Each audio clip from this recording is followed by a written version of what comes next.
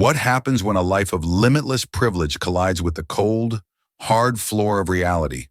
For Isabella Sterling, heiress to a billion-dollar empire, life was a series of open doors she couldn't be bothered to walk through. Kicked out of Columbia University, she was a disappointment in a Chanel suit. Her mother, the formidable CEO Victoria Sterling, delivered an ultimatum that felt like a death sentence.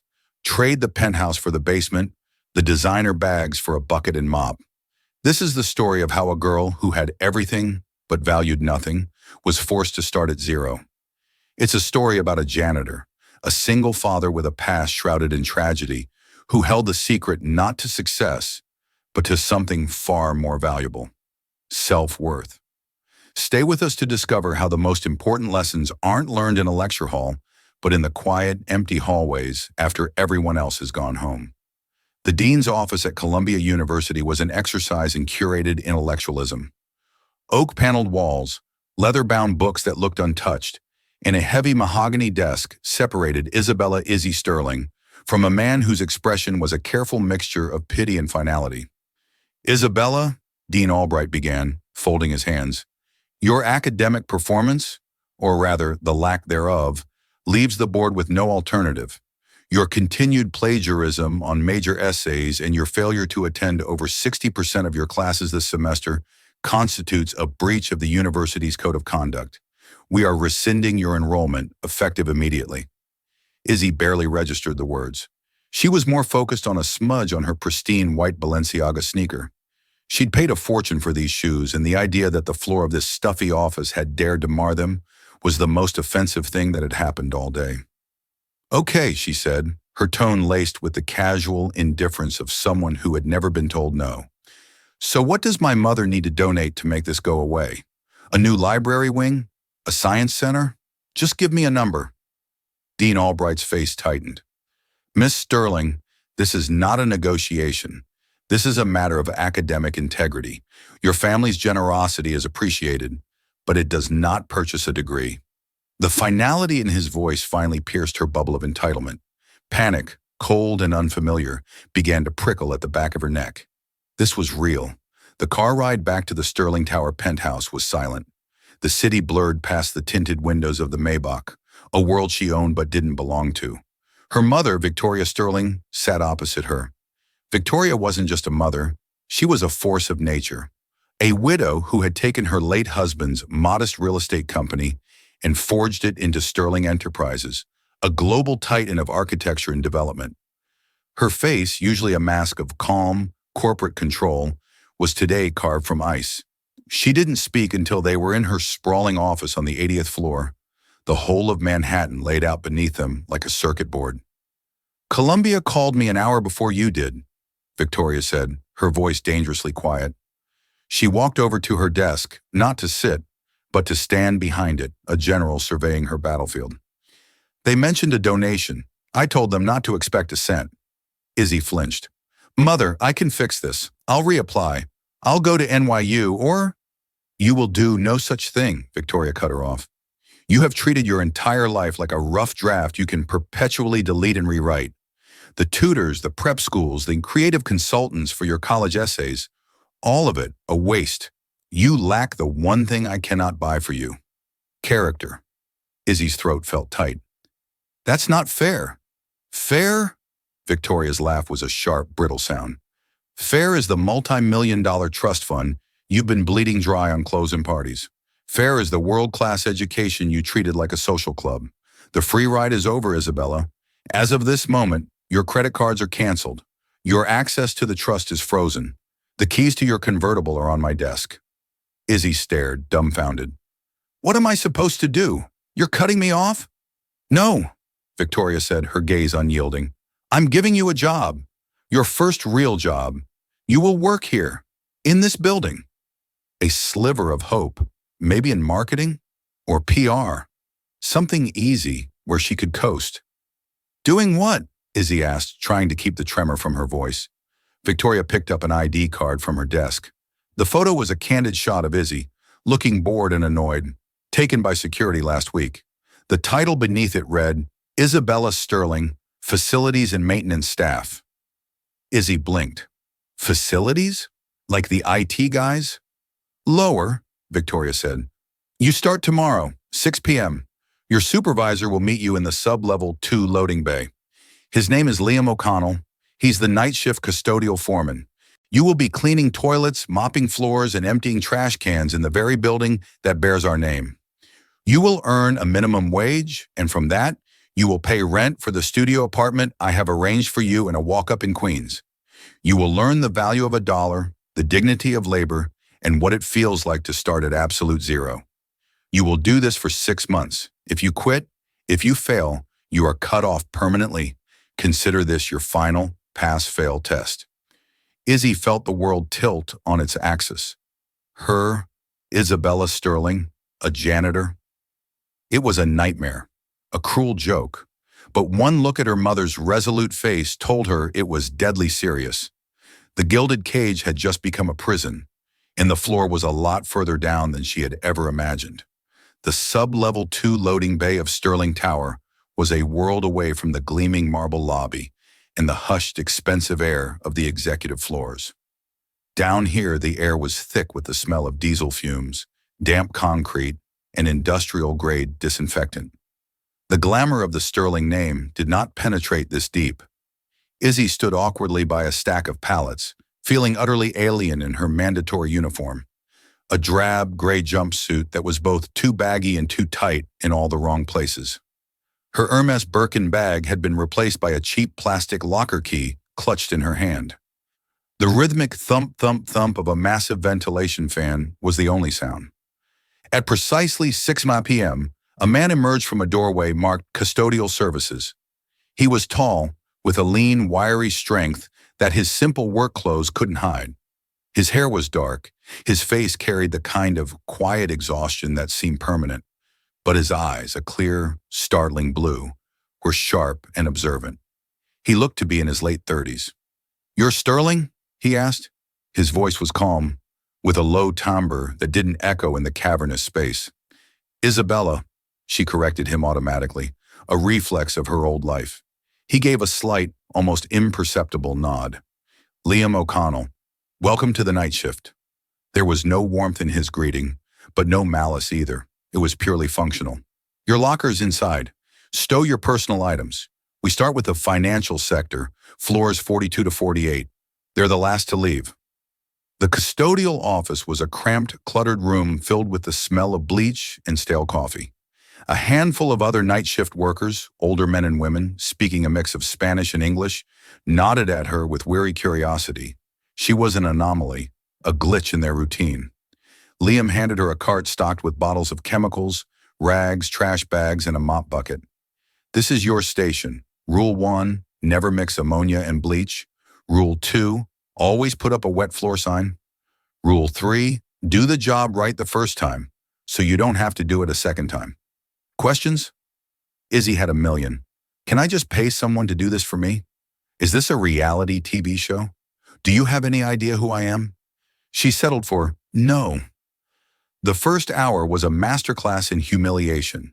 The trash cans on the trading floor were overflowing with discarded Starbucks cups and takeout containers. The sheer volume of waste produced by people who sat in chairs all day was astounding.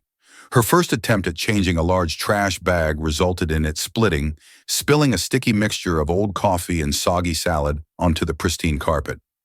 Liam appeared as if from nowhere. He didn't sigh or scold. He simply retrieved a spot cleaner from his own cart. "Spray, blot, don't rub. Rubbing grinds it in," he said, demonstrating the technique. He worked with an economy of motion that was almost graceful. "You see the stain? You start from the outside and work your way in. That contains it. It's like any problem. You define the borders first." Later in the executive washroom, a place she'd used countless times to touch up her makeup, she stared at the toilets as if they were alien artifacts.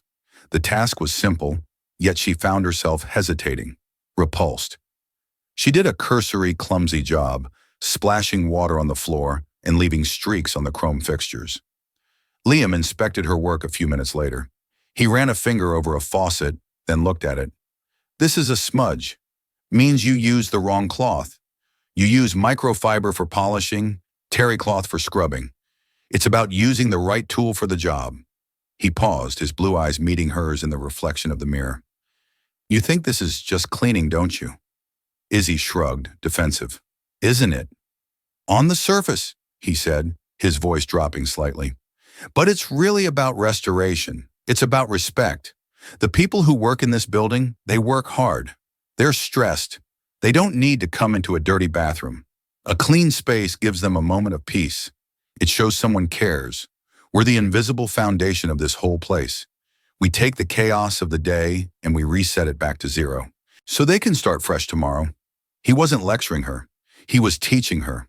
And for the first time, Izzy felt a flicker of something other than anger and self-pity. He wasn't just a janitor. He saw a philosophy in his work, a purpose she couldn't comprehend. The night wore on. Her back ached. Her hands, usually soft and manicured, were raw and chapped.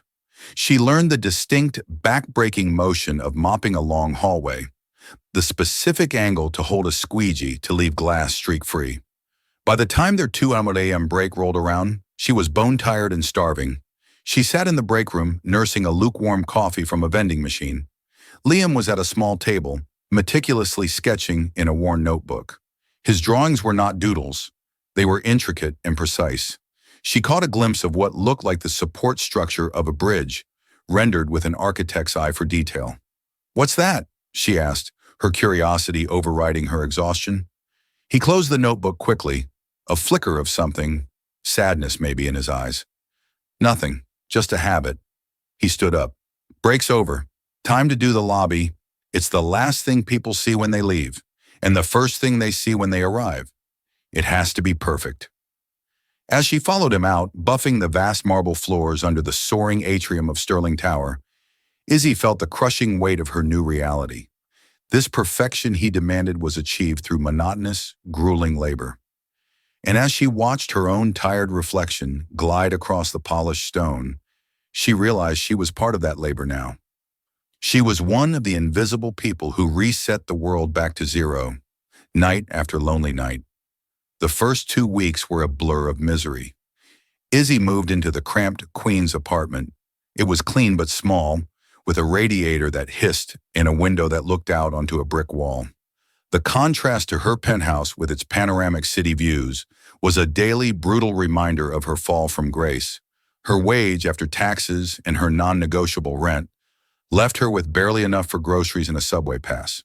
She learned the humbling math of survival, counting dollars instead of dismissing thousands. She tried to quit, of course. On the 4th day, she stormed into her mother's office, her jumpsuit reeking of lemon-scented cleaner. "I can't do this," she announced. "It's degrading. It's not for me." Victoria didn't even look up from the quarterly report she was reading. "Then you are free to leave. The security guard downstairs will accept your ID badge. Your apartment keys will be deactivated by noon tomorrow. I wish you the best of luck in finding your own way in the world, Isabella." The cold, final threat hung in the air. Izzy was trapped. Defeated, she returned to the basement. Her work remained sloppy, her attitude resentful. She did the bare minimum, cutting corners wherever she could. Liam was a constant, quiet presence. He never raised his voice, but his disappointment was a palpable force. He would simply redo her work, his silent actions a louder rebuke than any criticism. The turning point came on a rainy Tuesday night. The work was harder. Every person entering the building tracked in water and grime. Izzy was tasked with cleaning a series of conference rooms on the 65th floor. Annoyed and exhausted, she rushed the job, leaving a faint, sticky residue from a spilled soda on the carpet near the main table.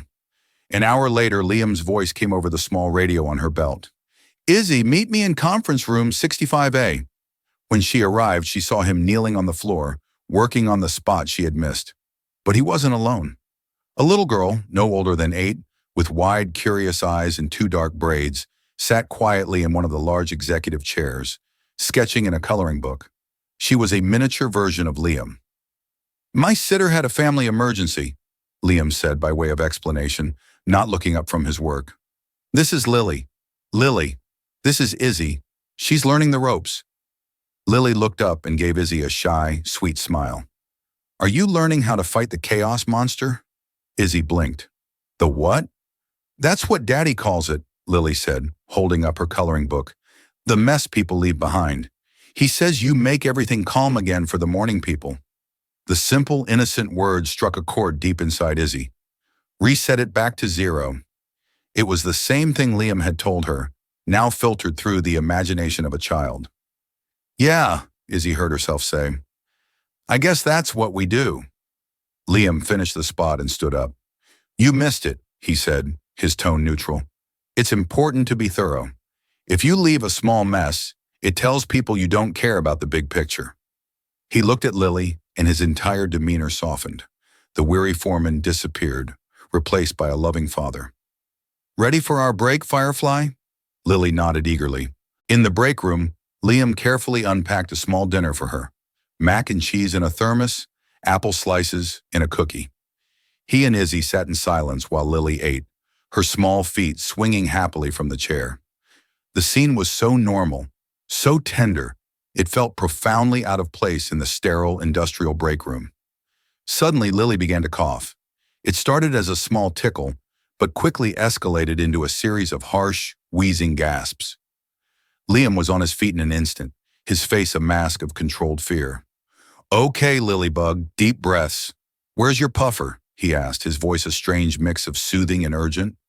Lily, her face pale, pointed a trembling finger at her small pink backpack. Liam's hands shook slightly as he fumbled with the zipper, pulling out an inhaler. He helped her administer the medicine, murmuring soft, reassuring words until her breathing slowly, painstakingly, returned to normal. Izzy sat frozen, her heart pounding. She had never witnessed anything so terrifying, so intimate. The raw vulnerability of it stripped away every defense she had. After a few minutes, Lily was breathing easily again, leaning her head against her father's chest. Sorry, Liam said quietly, his gaze fixed on his daughter. She has asthma. The dust in older parts of the building can sometimes set it off. Is she okay? Izzy asked, her voice barely a whisper. She will be. We manage it. He looked at Izzy, and for the first time, she saw past the janitor.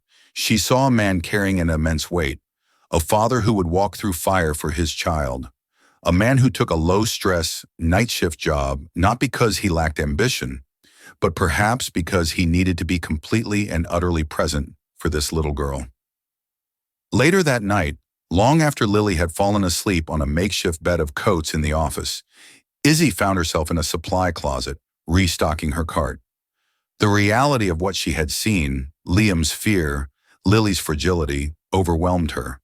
The sheer, pointless vanity of her own life, her complaints about her shoes or her apartment, felt obscene. She leaned her head against the cool metal shelf, and for the first time since this ordeal began, she cried. Not tears of self-pity, but of a profound, shattering shame. She felt a presence at the door and looked up to see Liam standing there, his expression unreadable. He didn't say anything. He just handed her a clean, dry rag from his belt. She took it, wiping her eyes. I'm sorry, she mumbled. About the carpet, about everything. He nodded slowly. Start again tomorrow, he said softly. That's all any of us get to do. He left her there in the quiet solitude of the closet. When Izzy finally emerged, something inside her had shifted. The polished veneer of her old self had cracked, and for the first time, she was willing to see what lay beneath. She was ready to start at zero. The change in Izzy wasn't instantaneous, but it was undeniable. She started showing up 10 minutes early. She asked questions. She watched Liam, not with resentment, but with a student's focus. She learned the subtle art of her new trade, how to use a floor buffer without leaving swirl marks, the precise chemical mixture to remove permanent marker from a whiteboard, the quiet satisfaction of seeing a chaotic space transformed into one of order and calm. She started talking to the other members of the night crew. She learned that Maria, the woman who cleaned the executive suites, was sending money back to her family in the Philippines to put her grandson through college.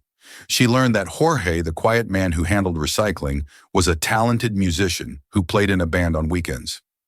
These weren't just janitors. They were people with lives, hopes, and struggles as complex and valid as any CEOs.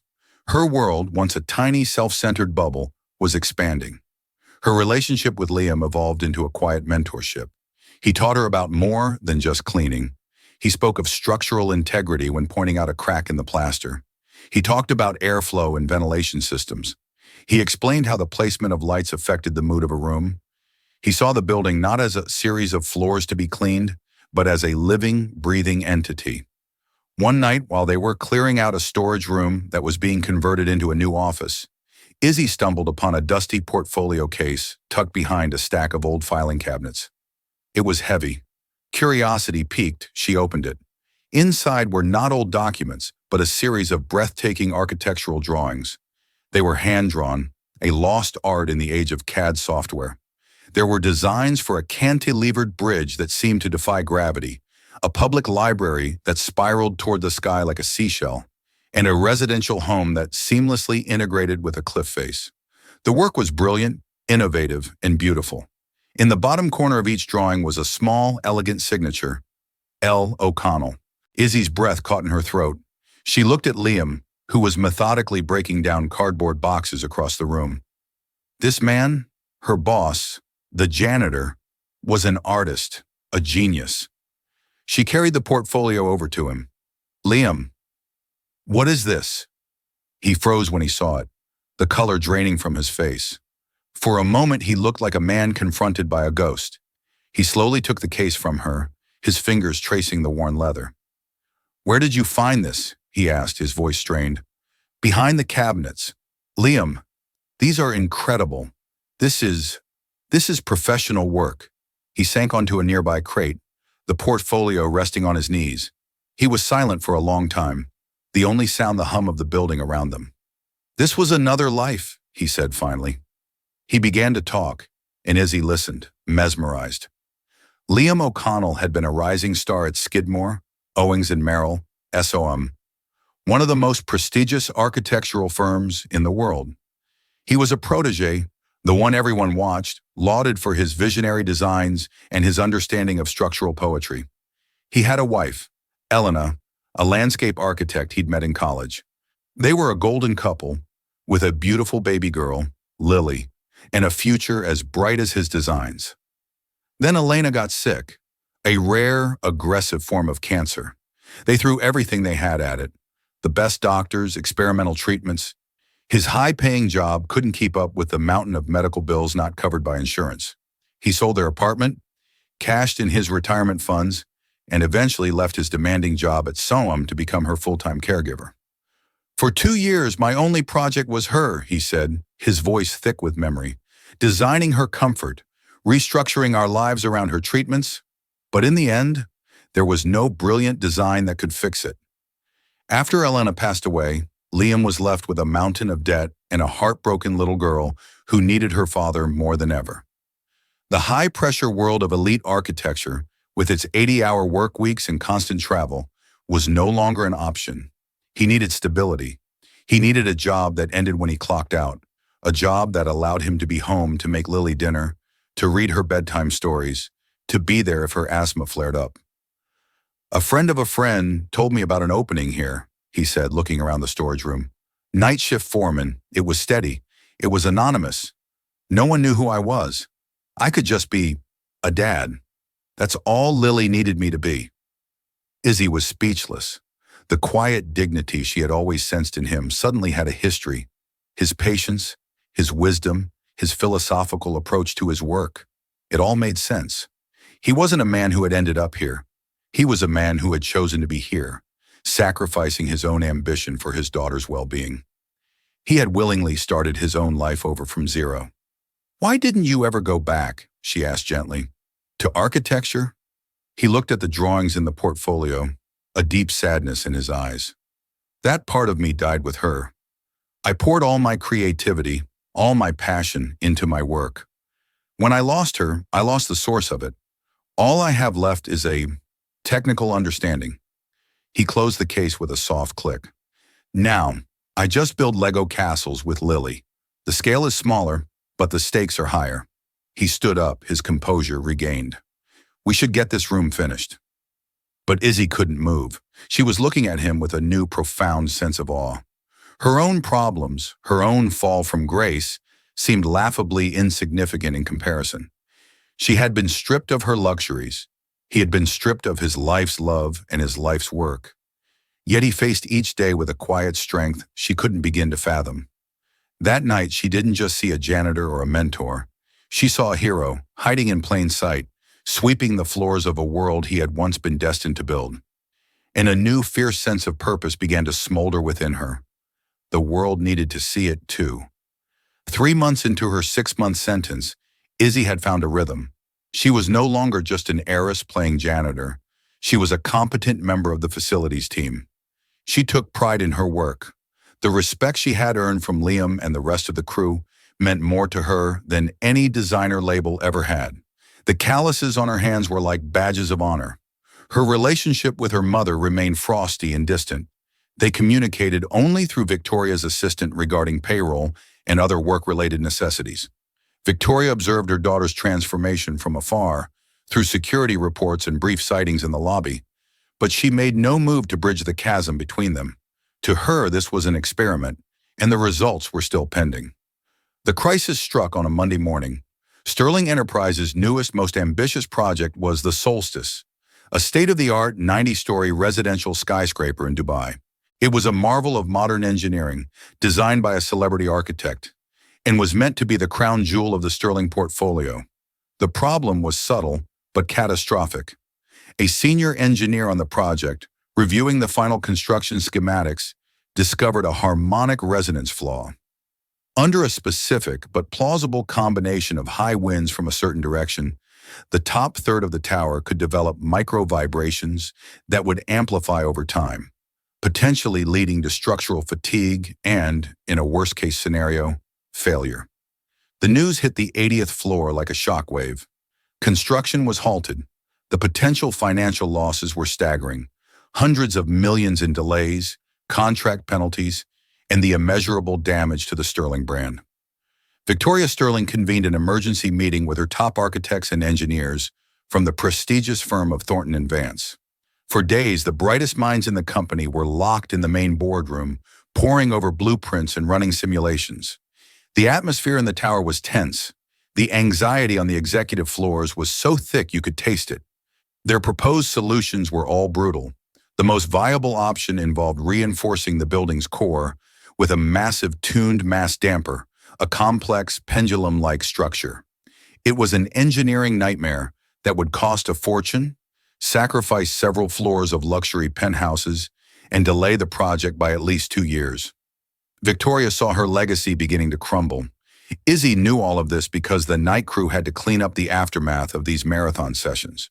The boardroom was littered with empty coffee cups, crumpled papers, and the palpable scent of desperation.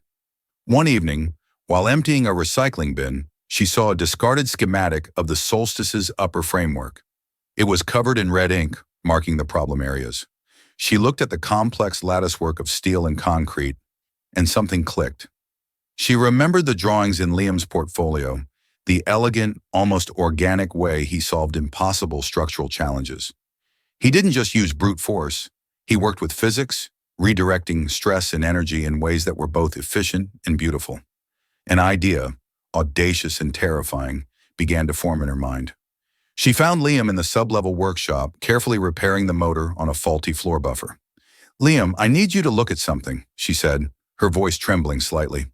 She spread the crumpled schematic on his workbench. "It's the Solstice project. They have a harmonic resonance problem they can't solve without gutting the top floors." Liam wiped his greasy hands on a rag and leaned over the paper. His eyes, so often tired, sharpened with an intensity Izzy had never seen before. He traced the lines with his finger, his lips moving silently as he made calculations in his head. For 10 minutes, he was completely lost to the world, the janitor foreman replaced by the master architect. "They're thinking about it all wrong," he murmured, almost to himself. "They're trying to fight the resonance, to dampen it, brute force." He grabbed a piece of scrap paper and a pencil. "But you can't fight the wind. You have to dance with it." His hand moved with a speed and confidence that was hypnotic. He began to sketch, not a massive damper, but a series of subtle external additions. It looked like a series of fins or baffles, aerodynamically shaped and strategically placed along the corners of the upper floors. It's a principle from aeronautics, he explained, his voice animated with a passion she had never heard. They're called helical strakes. You see them on factory chimneys. They disrupt the airflow, break up the uniform wind pressure, the von Karman vortex street, before it can create a synchronized oscillation. It doesn't dampen the resonance. It prevents it from ever forming in the first place. He sketched on, adding details. You wouldn't even have to alter the core structure. These can be fabricated and integrated into the existing curtain wall system. It's an external fix, a scalpel, not a sledgehammer. It would barely impact the budget, and it would make the tower's silhouette even more unique. He stopped, suddenly aware of what he was doing, of the fire that had been rekindled inside him. He looked at the brilliant, simple solution on the scrap of paper, and then at Izzy, his expression guarded once more. It's just theory, he said, crumpling the paper.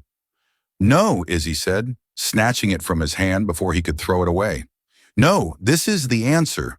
Liam, you have to show them. He shook his head, the light in his eyes dying out. Show who, Izzy? The board? The celebrity architect who designed this? I'm the janitor. They would laugh me out of the room. They won't if I'm with you, she insisted, her voice filled with a conviction that surprised even herself. My name still opens one door in this building. My mother's. Liam looked at her, at the fierce determination in her eyes. He saw the entitled girl she had been, but he also saw the resilient, empathetic woman she was becoming. He saw his own long-buried passion reflected in her belief in him. She'll never listen, he said, but his voice lacked its earlier certainty. Let me worry about my mother, Izzy said, carefully smoothing out the crumpled piece of paper that held the key. You just have to be willing to walk through the door with me. It's time for the people on the 80th floor to see what really happens in the basement. This was her test, not one her mother had designed, but one she was choosing for herself. It wasn't about mopping floors or earning a wage. It was about fighting for someone else, about believing in the hidden genius of a man the world had forgotten, and about proving that true value could be found in the most unexpected of places. Getting past the gatekeeper, her mother's executive assistant, was the first hurdle. Izzy, still in her gray jumpsuit at the end of her shift, was a jarring sight in the hushed, opulent reception area of the 80th floor. I need to see my mother. It's urgent, Izzy told the assistant, a woman named Clara who had known her since she was a child. Clara's face was a mixture of pity and professional stonewalling. Ms. Sterling is in an all-day emergency session with the Thornton and Vance team. She left explicit instructions not to be disturbed. Clara, please, Izzy pressed, her voice low and firm. This is about the solstice. I have something she needs to see. It could save the entire project. The claim was so audacious, so absurd coming from the company's newest janitor, that it piqued Clara's curiosity.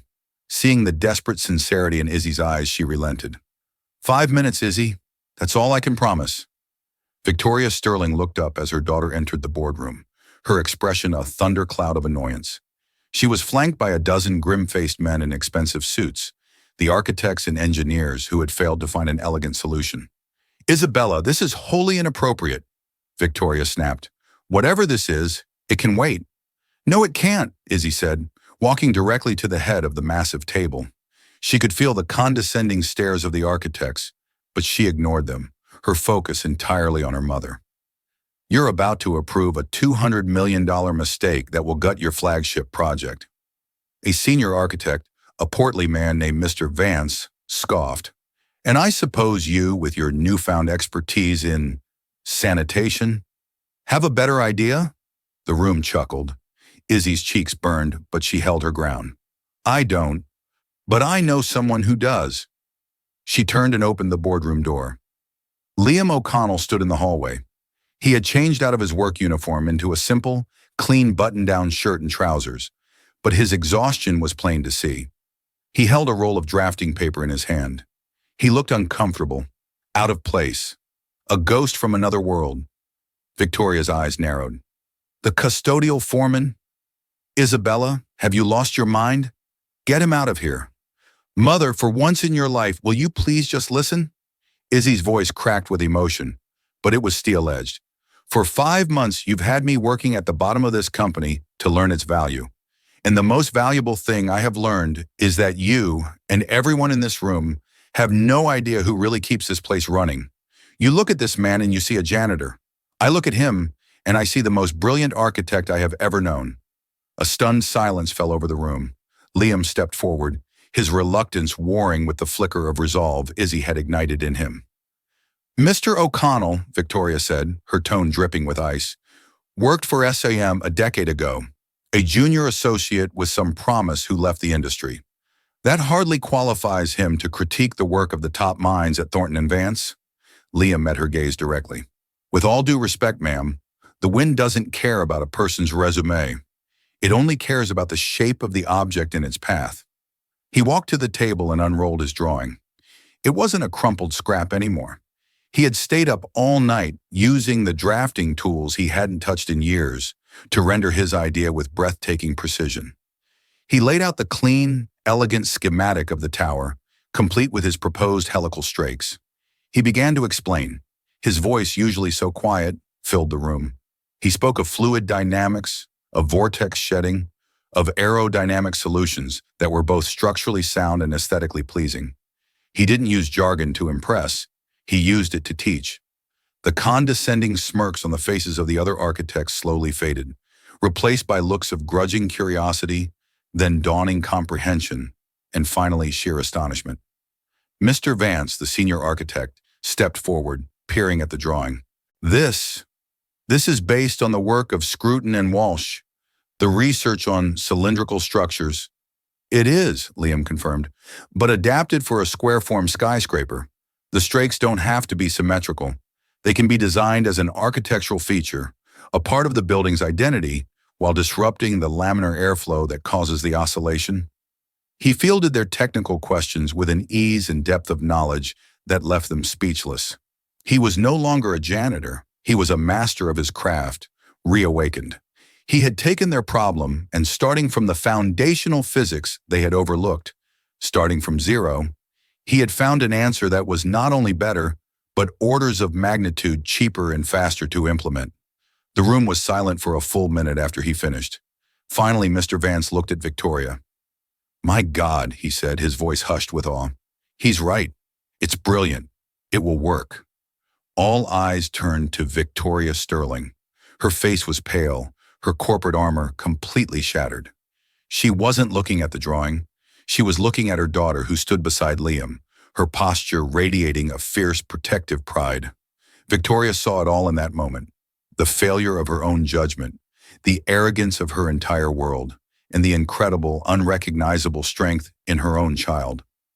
Izzy hadn't just found a solution to an engineering problem. She had crossed the vast, invisible divide between the basement and the boardroom. She had championed a forgotten man, recognized his worth when no one else would, and in doing so, had proven her own. The test was over, and she had passed in a way Victoria had never imagined possible. The silence that descended upon the boardroom was heavier than the thick glass of the conference table. The architects from Thornton and Vance, men who commanded six-figure salaries for their vision, stared at the elegant, hand-drawn schematic as if it were a sacred text. The air, once thick with condescension, was now charged with the electric shock of pure, undeniable brilliance. Mr. Vance, his face flushed, slowly lifted his gaze from the drawing to Liam, his expression a cocktail of humiliation and profound respect. "He's right," Vance repeated, his voice barely a whisper, as if speaking too loudly might shatter the revelation. "It's perfect. It's the kind of solution you look for your entire career. Elegant, efficient, foundational." Victoria Sterling remained motionless at the head of the table, her corporate armor so thoroughly breached that she seemed smaller in her power chair. She wasn't looking at the drawing or the humbled architects. Her gaze was locked on her daughter. She saw Isabella not as the perpetual disappointment, the spoiled heiress, but as a warrior. She stood beside Liam, her stance protective, her chin high, her eyes blazing with a righteous fire Victoria had never seen. In that moment, Victoria realized her experiment had succeeded in a way she had never intended. She had sent her daughter to the basement to break her spirit, but instead Izzy had found its heart and brought it to the 80th floor. Victoria finally cleared her throat, the sound cutting through the thick silence. She stood, her movements deliberate. "Gentlemen," she said, her voice steady but devoid of its usual icy authority, "it appears we owe Mr. O'Connell not only our gratitude, but a profound apology for our short-sightedness." She turned her full attention to Liam. "On behalf of Sterling Enterprises, thank you. Your contribution today has been invaluable." The public acknowledgement was a clear signal. This victory was his, and his alone. Izzy felt a surge of relief so powerful her knees almost buckled. She had gambled everything on this moment, and it had paid off. She watched as the architects, one by one, approached Liam, shaking his hand, their voices a murmur of technical questions and genuine admiration. He was no longer the janitor. He was their peer, their superior even. He was an architect again. The next morning, an official invitation was delivered to Liam's small apartment. It requested his presence in Victoria Sterling's office. When he arrived, Izzy was already there, not as a defendant or an employee, but as an invited participant, sitting in one of the plush chairs opposite the great desk. The power dynamic had been irrevocably altered. Victoria began, foregoing all corporate preamble. "Mr. O'Connell, I'll be direct. What you did yesterday was extraordinary. It saved this company from a catastrophe of its own making. I am here to make you an offer. I want you to join Sterling Enterprises as a senior design consultant. We will create the position for you." She slid a folder across the desk. "Inside, you will find a contract. The salary is $750,000 a year, with a considerable signing bonus to recognize your contribution to the solstice. We want your mind. We need it." The number hung in the air, a life-altering sum that could rewrite Liam's entire existence. He could buy a house, afford the best possible care for Lily, and erase the mountain of debt that had shadowed him for years. Izzy held her breath. Liam looked at the folder but didn't open it. He met Victoria's gaze with his calm, steady eyes. "Ms. Sterling, the offer is beyond generous, and I am grateful for it. But my life taught me that some things aren't measured in salary figures." He reached into his own simple satchel and pulled out a single sheet of paper, placing it on the desk. "These are my terms." Victoria picked it up. It was not a list of financial demands. His requested salary was less than half of what she'd offered. The first point was guaranteed flexible hours. "No meeting, deadline, or business trip will ever supersede a parent-teacher conference, a school play, or a medical appointment for my daughter." The second point made Victoria pause. "The creation and full funding of the Elena O'Connell Foundation, an independent charitable arm of Sterling Enterprises. Its sole mission will be to provide housing and financial assistance for the families of children undergoing long-term medical care." Liam leaned forward, his voice filled with a quiet passion. "When my wife was sick, the terror of losing her was all-consuming. But there was another, more insidious fear that crept in every night. The fear of losing our home, of our insurance being denied, of not being able to provide for our daughter in the chaos. It's an impossible weight. This company builds monuments to wealth. I want its legacy to also include building sanctuaries for people during the worst time of their lives. That's my price." Izzy looked at her mother, watching this unfold. Victoria was not just seeing a brilliant architect. She was seeing a man of unshakable character, a man her daughter had recognized and championed. This was the true lesson. Victoria closed the lavish contract folder and pushed it aside. She looked at Liam's simple list, then at him, and nodded slowly. "Your terms are accepted, Mr. O'Connell. Your foundation will have its first board meeting next week. Welcome to Sterling Enterprises, properly this time." Later that afternoon, Victoria drove her Maybach to the walk-up in Queens. She found Izzy packing a small box of books. The apartment, once a symbol of her punishment, now felt like a home, lived in, earned. "The 6 months are nearly over," Victoria said from the doorway, looking out of place in her tailored silk suit. "I've had your old room at the penthouse redecorated. It's ready for you whenever you are." Izzy smiled, a genuine warm smile that reached her eyes. She taped the box shut. "Thank you, Mother, but I'm not coming back." She patted the wall of the small apartment. "This place is the first thing in my life that is truly mine. I paid for it with aching muscles and calloused hands. I think I'll stay. It reminds me of what's real. She turned to face her mother, her expression serious now. I'm not going back to Columbia either. I sent in my application to the Architectural Technology program at the City College of New York. It's not as prestigious, I know. But I don't want to learn theory from a textbook anymore. I want to learn how things are built from the ground up. I want to understand the steel and the concrete, not just the facade. Liam taught me that a foundation is everything. Tears welled in Victoria Sterling's eyes, the first genuine, vulnerable tears Izzy had seen in a decade. The walls she had so carefully constructed around her heart were finally crumbling. "Oh, Isabella," she whispered, her voice thick with emotion. "I was so wrong. I pushed you. I threatened you. I thought that if I could just make you a success, you would be safe. I equated security with love. I was so focused on the bottom line that I forgot to look at what was written on your heart. I am so sorry." She stepped forward, her arms open. "And I have never, ever been more proud of you." Izzy fell into her mother's embrace, and for the first time, it felt like coming home. They were not a CEO and a disappointing heiress.